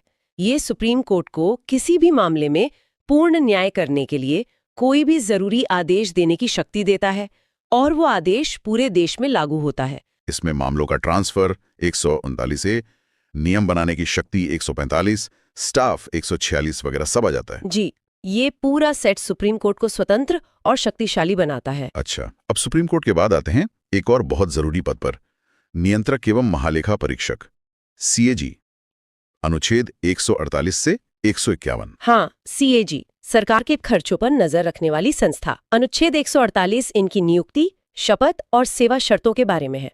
नियुक्ति राष्ट्रपति करते हैं और हटाना उतना ही मुश्किल जितना सुप्रीम कोर्ट के जज को। ये मुश्किल क्यों बनाया गया? ताकि वो स्वतंत्र रहें। बिल्कुल, क्योंकि अनुच्छेद 149 उनके काम बताता है केंद्र और राज्य सरकारों के खातों का ऑडिट करना, ये देखना कि पैसा सही से खर्च हुआ या नहीं। अगर वो सरकार के दबाव में होंगे तो निष्पक्ष ऑडिट कैसे करेंगे? सही बात है। और अनुच्छेद 150 खातों का फॉर्मेट तय करने के बारे में है CAG की सलाह पर। हाँ, और सबसे जरूरी अनुच्छेद 151 ये कहता है कि CAG की जो ऑडिट रिपोर्ट होगी वो राष्ट्रपति केंद्र के लिए या राज्यपाल राज्य के लिए को दी जाएगी। और फिर वो उसे संसद या विधानसभा में रखवाएंगे। जी, ताकि जनता के प्रतिनिधियों को पता चले कि पैसा कहाँ और कैसे खर्च हो रहा है। इससे सरकार की जवाबदेही तय होती है। इसीलिए इन्हें guardian of the public purse कहते हैं शायद। हाँ, बिल्कुल। ये 4 अनुच्छेद देश में वित्तीय अनुशासन के लिए बहुत अहम है। ठीक है, अब सुप्रीम कोर्ट और CAG के बाद राज्यों की न्यायपालिका पर आते हैं। उच्च न्यायालय मतलब हाई कोर्ट्स। अनुच्छेद 214 कहता है कि हर राज्य के लिए एक हाई कोर्ट होगा। जी, हालांकि अनुच्छेद 231 ये भी कहता है कि संसद चाहे तो 2 या ज्यादा राज्यों के लिए या किसी राज्य और केंद्र शासित प्रदेश के लिए एक कॉमन हाई कोर्ट भी बना सकती है। और जैसे supreme court court of record था, वैसे ही अनुच्छेद 215 हाई कोर्ट को भी ये दर्जा देता है। हाँ, बिल्कुल। इनके फैसले भी नजीर बनते हैं और इन्हें भी अपनी अवमानना के लिए सजा देने की शक्ति है। अच्छा, फिर अनुच्छेद 216 इनके गठन की बात करता है, मतलब एक मुख्य न्यायाधीश और बाकी जज होंगे। जी। और 217 में जजों की नियुक्ति और उनकी शर्तों का जिक्र है, जैसे उनकी उम्र 62 साल तक। नियुक्ति राष्ट्रपति करते हैं, लेकिन उसमें भारत के मुख्य न्यायाधीश, राज्य के राज्यपाल और हाईकोर्ट के मुख्य न्यायाधीश की सलाह ली जाती है। और 219 में शपथ की बात है। अनुच्छेद 220 कुछ खास है, जो कहता है कि स्थायी जज रहने के बाद उसी हाईकोर्ट में वकालत नहीं कर सकते। हाँ, ये निष्पक्षता के लिए जरूरी माना जाता है। फिर 221 वेतन से जुड़ा है और 222 जजों के एक हाईकोर्ट से दूसरे में ट्रांसफर के बारे में है। ये ट्रांसफर राष्ट्रपति करते हैं मुख्य न्यायाधीश की सलाह पर। जी, और जैसे सुप्रीम कोर्ट में था वैसे यहाँ भी कार्यकारिणी मुख्य न्यायाधीश 223 और अतिरिक्त जज 224 की नियुक्ति का प्रावधान है। और अनुच्छेद 224A में रिटायर्ड जजों की नियुक्ति की भी बात है। अब आते हैं हाईकोर्ट की एक बहुत ही ताकतवर शक्ति पर, अनुच्छेद 226 रिट जारी करना। हाँ, ये बहुत व्यापक है। हाईकोर्ट मौलिक अधिकारों के लिए और किसी और उद्देश्य के लिए भी, मतलब किसी भी कानूनी अधिकार के लिए रिट जारी कर सकते हैं, जैसे हेबियस कॉर्पस, मैंडेमस वगैरह। सुप्रीम कोर्ट की रिट शक्ति अनुच्छेद 32 से भी ज्यादा व्यापक लगता है ये किसी और उद्देश्य के लिए वाला हिस्सा। हाँ, कह सकते हैं। हालांकि अनुच्छेद 32 खुद एक मौलिक अधिकार है। एक और महत्वपूर्ण शक्ति है अनुच्छेद 227, हाईकोर्ट को अपने नीचे की सभी अदालतों पर अधीक्षण मतलब सुपरिंटेंडेंस की शक्ति, सुपरिंटेंडेंस ये निगरानी जैसा हुआ? हाँ, निगरानी, प्रशासनिक भी और न्यायिक भी। मतलब हाईकोर्ट राज्य की पूरी न्यायपालिका पर नजर रखता है। इसके अलावा अनुच्छेद 228 है जो कुछ मामलों को निचली अदालतों से हाईकोर्ट में ट्रांसफर करने की बात करता है। जी, खासकर अगर उनमें संविधान की व्याख्या का कोई सवाल जुड़ा हो। बाकी अनुच्छेद 229 स्टाफ के बारे में, 230 केंद्र शासित प्रदेशों पर अधिकार क्षेत्र बढ़ाने के बारे में है और 231 कॉमन हाईकोर्ट के बारे में है। और आखिर में अधीनस्थ न्यायपालिका मतलब सबऑर्डिनेट कोर्ट्स, अनुच्छेद 233 से 237। ये वो अदालतें हैं जिनसे आम आदमी का सबसे ज्यादा सामना होता है। बिल्कुल। आज हम भारतीय संविधान के उस हिस्से को समझने की कोशिश करेंगे जो शासन को बिल्कुल आम लोगों तक ले जाता है, पंचायतें और नगरपालिकाएं। और मकसद है कि संविधान के भाग 9 और 9A में जो ढांचा दिया गया है उसकी मुख्य बातें क्या है ये समझें। भारत में शासन के कई स्तर हैं, पर ये स्थानीय स्तर ये जमीन से सबसे ज्यादा जुड़ा हुआ है। तो चलिए देखते हैं कि संविधान इन स्थानीय निकायों को कैसे देखता है, कैसे व्यवस्थित करता है। शुरुआत करते हैं। जी बिल्कुल। ठीक है, तो फिर शुरू करते हैं भाग 9 से, पंचायतें। इसमें अनुच्छेद 243 से लेकर 243O तक आते हैं। सबसे पहले शायद 243A की बात करें, ग्राम सभा। हाँ बिल्कुल। ग्राम सभा तो समझिए पंचायत व्यवस्था की आत्मा है। गांव के सारे वोटर्स इसमें शामिल होते हैं। अच्छा। एक तरह से सीधी भागीदारी। फिर आते हैं अनुच्छेद 243B और 243C। ये बताते हैं कि पंचायतें बनेंगी कैसे। जी, वो त्रिस्तरीय ढांचा, गांव, ब्लॉक या मध्यवर्ती स्तर, और फिर जिला स्तर पर, और उनकी संरचना कैसी होगी, सदस्य कैसे चुने जाएंगे, ये सब। और इसमें वो आरक्षण वाली बात भी है, अनुच्छेद 243D। हाँ, बहुत महत्वपूर्ण। अनुसूचित जातियों, जनजातियों के लिए उनकी जनसंख्या के अनुपात में आरक्षण, और महिलाओं के लिए भी कम से कम 1/3 सीटें आरक्षित हैं। ये सामाजिक न्याय के लिए मतलब बहुत जरूरी कदम था। बिल्कुल। और कार्यकाल वो भी तय है। जी, 5 साल का निश्चित कार्यकाल, अनुच्छेद 243E, ताकि काम करने का मौका मिले, स्थिरता रहे। अब आते हैं काम पर, मतलब पंचायतों की शक्तियां, अधिकार, जिम्मेदारियां। ये अनुच्छेद 243G में है। हाँ। इसमें बताया गया है कि पंचायतें क्या क्या काम कर सकती हैं। अक्सर इसे संविधान की 11वीं अनुसूची से जोड़कर देखा जाता है, जिसमें कृषि, सिंचाई, सड़कें, ग्रामीण विकास जैसे कई विषय हैं। स्थानीय जरूरतें पूरी करने का अधिकार और पैसा, काम करने के लिए पैसा भी तो चाहिए। जी, उसका भी प्रावधान है। अनुच्छेद 243H पंचायतों को कुछ टैक्स, शुल्क वगैरह लगाने का अधिकार देता है। अच्छा। फिर 243I में राज्य वित्त आयोग की व्यवस्था है। ये आयोग राज्यपाल को सिफारिशें देता है कि राज्य के टैक्स का कितना हिस्सा पंचायतों को मिलना चाहिए। और पारदर्शिता के लिए? उसके लिए 243J है, खातों का ऑडिट, ताकि हिसाब किताब साफ रहे। और चुनाव वो कैसे होते हैं? उसके लिए अनुच्छेद 243K है, राज्य चुनाव आयोग। ये पंचायतों के चुनाव करवाता है, स्वतंत्र और निष्पक्ष तरीके से। और एक और अनुच्छेद है 243O, अदालतों के हस्तक्षेप पर रोक। वो ये कहता है कि चुनावी मामलों में, जैसे सीटों का बंटवारा या चुनाव प्रक्रिया, इसमें अदालतें आमतौर पर दखल नहीं देंगी। अब जरा शहरों की तरफ देखें, भाग 9A, नगर पालिकाएं। जी, अनुच्छेद 243P से 243ZG तक। इसमें भी क्या पंचायतों जैसी ही बातें हैं या कुछ अलग है? काफी कुछ मिलता जुलता है, पर शहरी जरूरतों के हिसाब से कुछ फर्क भी हैं। जैसे अनुच्छेद 243Q बताता है कि नगर पालिकाएं 3 तरह की हो सकती हैं। नगर पंचायत, मतलब जो गांव से शहर बन रहे इलाके हैं, फिर छोटे शहरों के लिए नगर परिषद, और बड़े शहरों के लिए नगर निगम। अच्छा, आबादी और आकार के हिसाब से। जी, और 243R उनकी संरचना बताता है, सदस्य कैसे चुने जाएंगे वगैरह। यहाँ एक खास चीज है शायद, वार्ड समितियां, अनुच्छेद 243S। हाँ, ये बड़े शहरों के लिए है, जहां आबादी 3 लाख या उससे ज्यादा हो, वहां 1 या ज्यादा वार्डों को मिलाकर वार्ड समितियां बनाई जा सकती हैं, ताकि और भी स्थानीय स्तर पर लोगों की सुनवाई हो सके। और आरक्षण का सिद्धांत यहाँ भी लागू होता है। बिल्कुल। अनुच्छेद 243T, जैसे पंचायतों में SC, ST और महिलाओं के लिए आरक्षण है, वैसे ही नगर पालिकाओं में भी है। कार्यकाल भी वही 5 साल। जी, अनुच्छेद 243U, 5 साल का कार्यकाल। और इनके काम, शक्तियां, वो 243W में है। हाँ, इनकी शक्तियों और जिम्मेदारियों का जिक्र है। इन्हें अक्सर 12वीं अनुसूची से जोड़ा जाता है, जिसमें शहरी योजना, सड़कें, पुल, पानी सप्लाई, साफ सफाई, ये सब आता है। शहरों की जरूरतें अलग होती हैं थोड़ी। और वित्तीय मामले, टैक्स, वित्त आयोग, ऑडिट। वो भी पंचायतों जैसा ही है। 243 एक्स टैक्स लगाने की शक्ति देता है। 243 वाई में वही राज्य वित्त आयोग है जो पंचायतों के लिए भी सिफारिशें करता है, वो नगर पालिकाओं के लिए भी करेगा। अच्छा, एक ही वित्त आयोग दोनों के लिए? जी हाँ। और 243 जेड में खातों के ऑडिट का प्रावधान है। चुनाव का भी वही सिस्टम है, राज्य चुनाव आयोग? हाँ जी, अनुच्छेद 243 जेड ए वही राज्य चुनाव आयोग नगर पालिकाओं के चुनाव भी कराएगा। और 243 जेड जी अदालतों के हस्तक्षेप पर रोक, वो भी वैसा ही है। लेकिन एक चीज यहाँ अलग है जो बहुत महत्वपूर्ण लगती है, वो योजना समितियां। बिल्कुल सही पकड़ा आपने। ये भाग 9A की एक अनोखी बात है। अनुच्छेद 243 ZD जिला योजना समिति, ये पूरे जिले के लिए, जिसमें पंचायतें और नगर पालिकाएं दोनों आती हैं, एक विकास योजना का मसौदा तैयार करती हैं। अच्छा, पूरे जिले के लिए समन्वय। जी। और बड़े महानगरों के लिए अनुच्छेद 243 ZE में महानगर योजना समिति का प्रावधान है। ये दिखाता है कि संविधान निर्माताओं ने शहरी शासन की जटिलताओं को समझा था, बड़े पैमाने पर योजना की जरूरत को पहचाना था। सही बात है। गांवों की तुलना में शहरों में प्लानिंग ज्यादा पेचीदा होती है। जी, इंफ्रास्ट्रक्चर, भूमि उपयोग, सेवाओं का जाल, सब बहुत सघन होता है। तो ये समितियां उसी जरूरत को पूरा करने के लिए हैं। तो अगर हम सार निकालें तो संविधान ग्रामीण और शहरी दोनों के लिए स्थानीय शासन का एक विस्तृत खाका देता है ना? हाँ बिल्कुल, एक पूरा ढांचा है। दोनों में कुछ बातें कॉमन है। जी, जैसे आरक्षण का सिद्धांत हो गया, 5 साल का कार्यकाल, वित्तीय समीक्षा के लिए राज्य वित्त आयोग और चुनाव के लिए राज्य चुनाव आयोग, ये दोनों में है।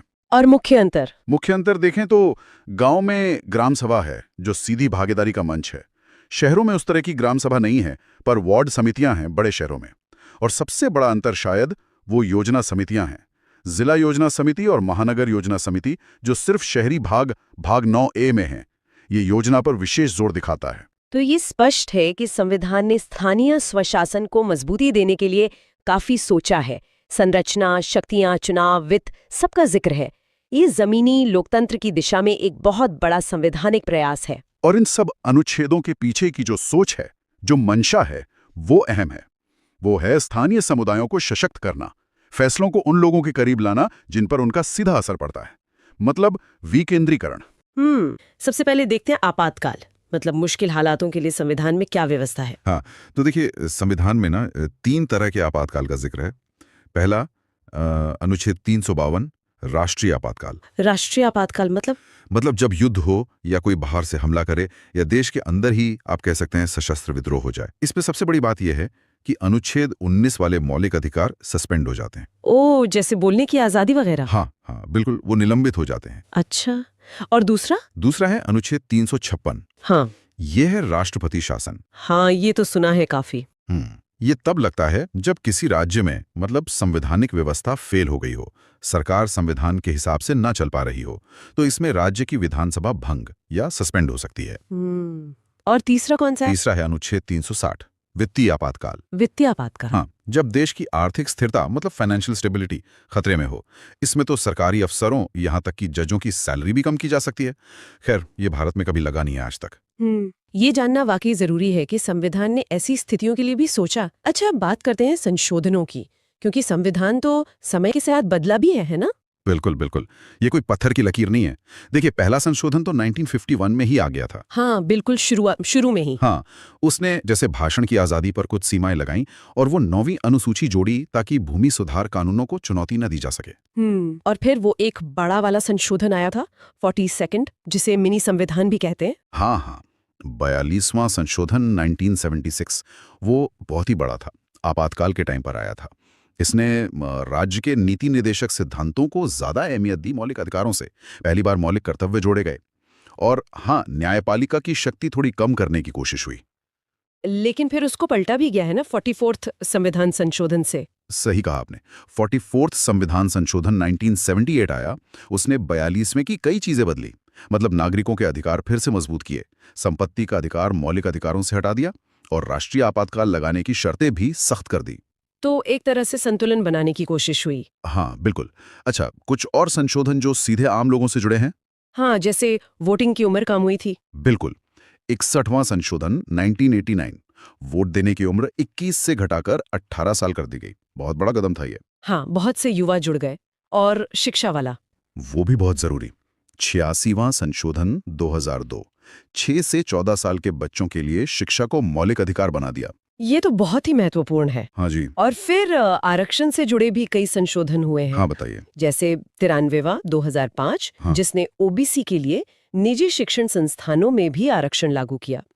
फिर 103वां 2019 ये ईडब्ल्यूएस यानी आर्थिक रूप से कमजोर वर्गों के लिए 10% आरक्षण लाया। अच्छा, ये तो हाल की बात है। हाँ, और अभी बिल्कुल लेटेस्ट है 106वां 2023 महिलाओं के लिए लोकसभा और विधानसभाओं में 1/3 आरक्षण।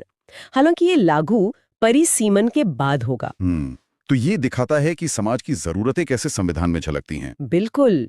कुछ और भी हैं जो अहम है, जैसे 101वां 2016 जिससे जीएसटी आया। हाँ, जीएसटी तो सबको पता है। हाँ, फिर 102वां 2018 जिसने राष्ट्रीय पिछड़ा वर्ग आयोग एनसीबीसी को संवैधानिक दर्जा दिया, और 105वां 2021 जिसने राज्यों को फिर से पिछड़े वर्गों की लिस्ट बनाने का अधिकार दिया। अच्छा। और 104वां 2020 ने एंग्लो इंडियन सीटों का नामांकन खत्म कर दिया। और एक 100वां भी था, वो भारत बांग्लादेश भूमि समझौते से जुड़ा था। काफी सारे बदलाव हुए हैं। अच्छा, अब थोड़ा पीछे चलते हैं। आजादी से पहले के जो कानून थे उनका क्या रोल था? उनका बहुत बड़ा रोल था। वो एक तरह से नींव थे। देखिए, रेगुलेटिंग एक्ट 1773 से शुरुआत हुई। कंपनी के कामों पर ब्रिटिश संसद का पहला कंट्रोल। बंगाल का गवर्नर जनरल बना। फिर पिट्स इंडिया एक्ट 1784 आया। इसने कंपनी के राजनीतिक और व्यापारिक काम अलग किए और इंग्लैंड में बोर्ड ऑफ कंट्रोल बनाया, मतलब दोहरा नियंत्रण। अच्छा। फिर वो चार्टर एक्ट्स आए। 1813 में कंपनी का व्यापारिक एकाधिकार चाय और चीन को छोड़कर खत्म हुआ।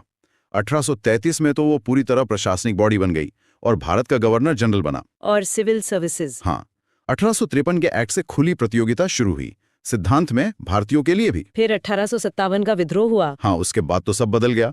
भारत सरकार अधिनियम 1858 आया। कंपनी राज खत्म, शासन सीधे ब्रिटिश क्राउन के हाथ में। गवर्नर जनरल अब वाइसराय बन गया और एक भारत सचिव का पद बना इंग्लैंड में। लेकिन भारतीयों की भागीदारी वो कब बढ़ी? वो धीरे धीरे 1861 के काउंसिल एक्ट से कुछ भारतीयों को नॉमिनेट किया जाने लगा। 1892 में थोड़ा और अधिकार मिला, बजट पर बहस का। फिर 1909 मॉर्ले मिंटो सुधार, इसमें वो मुसलमानों के लिए अलग निर्वाचन क्षेत्र वाली बात आई। हाँ, पृथक निर्वाचन। हाँ। फिर आए 1919 का एक्ट मॉन्टेग्यू चेम्सफोर्ड सुधार। इसने प्रांतों में द्वैध शासन जार्ची शुरू किया और केंद्र में 2 सदन वाली विधायिका। और 1935 का एक्ट कहते हैं हमारे संविधान का ब्लूप्रिंट वही था। काफी हद तक। भारत सरकार अधिनियम 1935 बहुत बड़ा था। इसने प्रांतों को स्वायत्ता की। एक अखिल भारतीय संघ का प्रस्ताव था जो बना नहीं। शक्तियों का बंटवारा 3 लिस्ट में, संघीय, प्रांतीय, समवर्ती, जो आज भी है। आरबीआई की स्थापना भी इसी से हुई। तो काफी कुछ वहीं से लिया गया। हाँ बिल्कुल।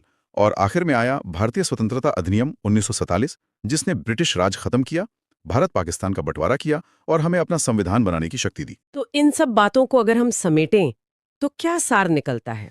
सार यही है कि हमारा संविधान एक लंबी यात्रा का नतीजा है। ब्रिटिश काल के प्रशासनिक ढांचे से लेकर आजादी के बाद की सामाजिक, आर्थिक, राजनीतिक जरूरतों तक ये लगातार विकसित हुआ है। हाँ, ये कोई एक दिन में बनी चीज नहीं है। बिल्कुल नहीं। आपातकाल के प्रावधान हो, मौलिक अधिकार हो, आरक्षण हो या जीएसटी जैसा टैक्स सुधार, हर बदलाव भारत की कहानी कहता है। कैसे चुनौतियों का सामना किया गया, कैसे जरूरतों के हिसाब से व्यवस्था को ढाला गया। तो ये सिर्फ कानून की किताब नहीं बल्कि भारत के सफर का आईना है, कह सकते हैं। बिल्कुल सही कहा। आज हम भारत की शासन व्यवस्था की जो मशीनरी है उसको थोड़ा और मतलब करीब से समझने की कोशिश करेंगे। भारत के संवैधानिक और गैर संवैधानिक निकाय, जी बिल्कुल, इनके नाम अक्सर खबरों में आते हैं। सबसे पहले तो यही सवाल कि जो 2 कैटेगरीज हैं, संवैधानिक और गैर संवैधानिक, इनमें बेसिक फर्क क्या है? मतलब ये नाम ही क्या बताते हैं? देखिए, सबसे बुनियादी फर्क है इनकी पैदाइश का, मतलब इनके सोर्स का। अच्छा। संवैधानिक निकाय, जैसा नाम से ही जाहिर है, इनकी शक्ति सीधे भारत के संविधान से आती है। संविधान खुद इनके बनने, इनकी शक्तियों, इनके काम, इनकी सीमाओं के बारे में बताता है। इससे इन्हें एक खास तरह की मजबूती मिलती है, एक ऑटोनॉमी मिलती है। इन्हें बदलना भी मुश्किल होता है क्योंकि उसके लिए संविधान संशोधन चाहिए। हाँ, जो आसान नहीं है। बिल्कुल।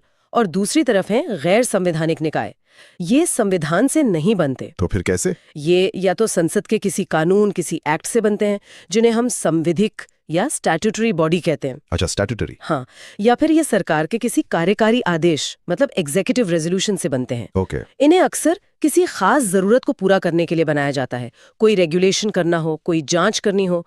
तो फिर शुरुआत इन पक्के पिलर्स से करते हैं, संवैधानिक निकायों से। जी इनमें तो कुछ बहुत बड़े नाम हैं जिनके बिना शायद आज का सिस्टम सोच भी नहीं सकते। हाँ बिल्कुल। जैसे सबसे पहले भारत निर्वाचन आयोग, इलेक्शन कमीशन ऑफ इंडिया, अनुच्छेद 324। हाँ इसका काम है संसद, विधानसभाओं, राष्ट्रपति, उपराष्ट्रपति के निष्पक्ष चुनाव कराना। ये तो मतलब लोकतंत्र की जान है। बिल्कुल बिल्कुल। इसकी संवैधानिक स्थिति ही इसे वो ताकत देती है कि वो निष्पक्ष होकर काम कर सके। इतने बड़े देश में चुनाव कराना कोई आसान काम नहीं है। सही कहा। फिर आता है वित्त आयोग, फाइनेंस कमीशन, अनुच्छेद 280। ये टैक्स बंटवारे वाला मामला है ना? हाँ सही पकड़ा आपने। इसका मुख्य काम यही है कि केंद्र और राज्यों के बीच टैक्स का पैसा कैसे बटेगा, इसकी सिफारिश करना। ये हमारे फिस्कल फेडरलिज्म मतलब राजकोषीय संघवाद के लिए बहुत जरूरी है। राज्यों को उनका हिस्सा मिलना चाहिए। हाँ वो तो है। अच्छा, और प्रशासन के लिए यूपीएससी और स्टेट पीएससीज, अनुच्छेद 315 वाले? जी, संघ लोक सेवा आयोग और राज्य लोक सेवा आयोग ये भर्ती का काम करते हैं। आईएएस, आईपीएस और दूसरी केंद्रीय सेवाओं के लिए यूपीएससी और राज्यों की सेवाओं के लिए स्टेट पीएससीज। ये मेरिट के आधार पर भर्ती सुनिश्चित करते हैं ना? हाँ बिल्कुल। ये मेरिटोक्रेसी को बनाए रखते हैं। अगर भर्ती ही सही नहीं होगी तो पूरा एडमिनिस्ट्रेशन कैसे चलेगा? इनकी संवैधानिक स्थिति इन्हें दबाव से बचाती है। ये एडमिनिस्ट्रेशन की रीढ़ है। और जब खर्चा है तो हिसाब किताब भी होगा। उसके लिए है CAG, controller and auditor general of India, अनुच्छेद 148। जी, CAG नियंत्रक एवं महालेखा परीक्षक। इनका काम है सरकार के सारे खर्चों का ऑडिट करना, केंद्र का भी, राज्यों का भी। अच्छा। ये देखते हैं कि जनता का पैसा ठीक से नियमों के मुताबिक खर्च हुआ या नहीं। इनकी रिपोर्ट संसद में रखी जाती है। हाँ, कई बार CAG रिपोर्ट से बड़े मामले सामने आए हैं। बिल्कुल, ये फाइनेंशियल अकाउंटेबिलिटी के लिए बहुत जरूरी है। कानूनी सलाह के लिए भी तो हैं संवैधानिक पद, अटॉर्नी जनरल और एडवोकेट जनरल। हाँ, अनुच्छेद 76 में अटॉर्नी जनरल फॉर इंडिया जो केंद्र सरकार के मुख्य कानूनी सलाहकार हैं, और अनुच्छेद 165 में राज्यों के लिए एडवोकेट जनरल। इनका काम सरकार को कानूनी सलाह देना और कोर्ट में रिप्रेजेंट करना। जी बिल्कुल, सरकार को भी तो कानून के दायरे में काम करना होता है। हाँ, और कुछ खास वर्गों के लिए भी कमीशंस हैं, जैसे SC, ST, BC कमीशंस। हाँ, ये भी बहुत महत्वपूर्ण है। अनुच्छेद 338 में राष्ट्रीय अनुसूचित जाति आयोग, 338A में राष्ट्रीय अनुसूचित जनजाति आयोग और अब 338B में राष्ट्रीय पिछड़ा वर्ग आयोग। इनको भी संवैधानिक दर्जा है। जी, अब तीनों को संवैधानिक दर्जा है। ये इन समुदायों के अधिकारों की रक्षा करते हैं, उनकी शिकायतों को सुनते हैं। भाषाई अल्पसंख्यकों के लिए भी अनुच्छेद 350B में स्पेशल ऑफिसर है। ये सामाजिक न्याय दिखाता है संविधान का। बिल्कुल, और एक नया नाम है GST काउंसिल, अनुच्छेद 279A। हाँ, GST वाला, ये तो काफी चर्चा में रहता है। हाँ, ये एक यूनिक बॉडी है जिसमें केंद्र और सारे राज्यों के वित्त मंत्री होते हैं। ये GST से जुड़े सारे फैसले लेते हैं, रेट्स क्या होंगे, नियम क्या होंगे वगैरह। ये कोऑपरेटिव फेडरलिज्म का अच्छा उदाहरण है। तो मतलब संविधान ने शासन के हर जरूरी पहलू के लिए एक मजबूत स्वतंत्र संस्था बनाने की कोशिश की है। जी बिल्कुल, ये नींव है। चलिए अब आते हैं गैर संवैधानिक निकायों पर। जैसा आपने कहा, ये संसद के कानून या सरकार के ऑर्डर से बनते हैं। ये भी तो काफी अहम रोल निभाते हैं। हाँ बहुत। ये अक्सर किसी खास मकसद के लिए बनाए जाते हैं। इनमें कुछ स्टैट्यूटरी हैं, मतलब संसद के एक्ट से बने, और कुछ एग्जीक्यूटिव मतलब सरकारी आदेश से। स्टैट्यूटरी वाले ज्यादा मजबूत माने जाते हैं कानूनी तौर पर। उदाहरण के तौर पे जैसे CVC, केंद्रीय सतर्कता आयोग। हाँ, CVC एक अच्छा उदाहरण है। ये पहले सरकारी आदेश से बना था 1964 में, फिर 2003 में इसे एक्ट के जरिए स्टैट्यूटरी दर्जा मिला। इसका काम भ्रष्टाचार रोकना है केंद्र सरकार में। जी बिल्कुल, ये विजिलेंस का काम देखता है, भ्रष्टाचार पे नजर रखता है। और CBI, वो भी गैर संवैधानिक है? हाँ, CBI भी, सेंट्रल ब्यूरो ऑफ इन्वेस्टिगेशन। ये 1963 में एक सरकारी प्रस्ताव से बनी थी और अपनी power Delhi special police establishment act से लेती है। ये हमारी मेन इन्वेस्टिगेशन एजेंसी है।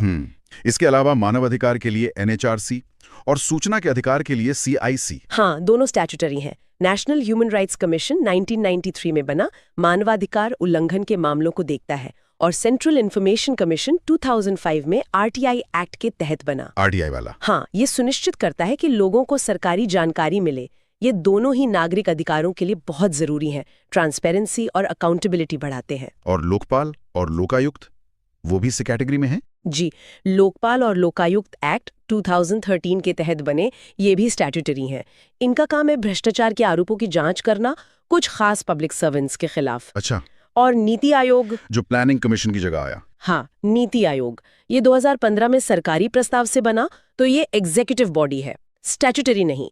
ये सरकार का पॉलिसी थिंक टैंक है। मतलब ये सलाह देता है। हाँ, सलाह देता है, लंबी अवधि की योजनाएं बनाता है, राज्यों के साथ मिलकर काम करने पर जोर देता है। ये फंड नहीं बांटता जैसे प्लानिंग कमीशन करता था। ठीक है। और इकोनॉमी और एनवायरनमेंट के लिए भी रेगुलेटर हैं, सेबी, सीसीआई, एनजीटी। हाँ, ये तीनों स्टैट्यूटरी हैं और बहुत अहम है। सेबी शेयर बाजार को रेगुलेट करता है, निवेशकों के हितों की रक्षा करता है। हाँ, सीबी का नाम तो सुना है। सीसीआई मतलब कंपटीशन कमीशन ऑफ इंडिया, बाजार में गलत कंपटीशन को रोकता है, मोनोपोली वगैरह को देखता है। अच्छा। और एनजीटी, नेशनल ग्रीन ट्रिब्यूनल, ये पर्यावरण के मामलों के लिए स्पेशल कोर्ट है, बहुत तेजी से फैसले देता है पर्यावरण के मामलों में।